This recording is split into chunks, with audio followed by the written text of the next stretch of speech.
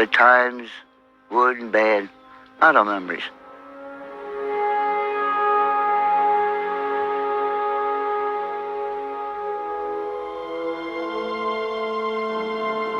It was the most miserable place I've ever been in my life.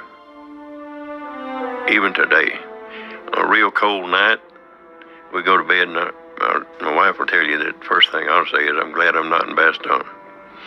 The Germans wanted to get Bastogne because of the road network. That's why it was such an objective. So that's where we had to hold, which we did.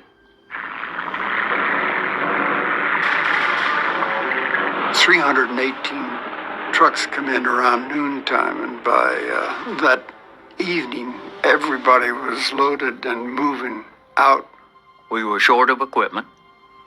We didn't have enough ammunition. We didn't have enough warm clothes. But we had confidence that our higher military authorities would get to us whatever we needed. That when we got up there, we didn't know what we were getting into. There was very little information, only that the Germans had broken through.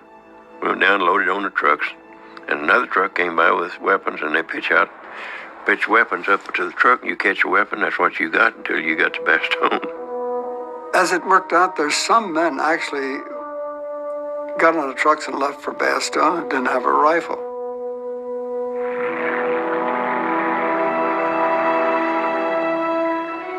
When we got there, we...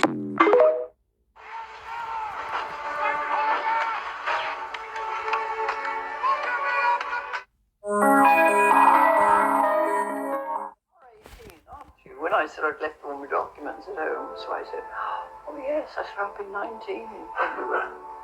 So the Air Force...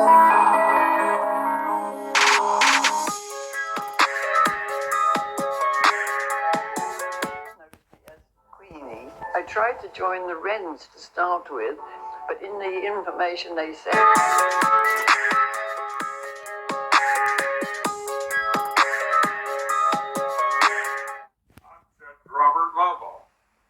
Believe it or not, I'm 99 years old.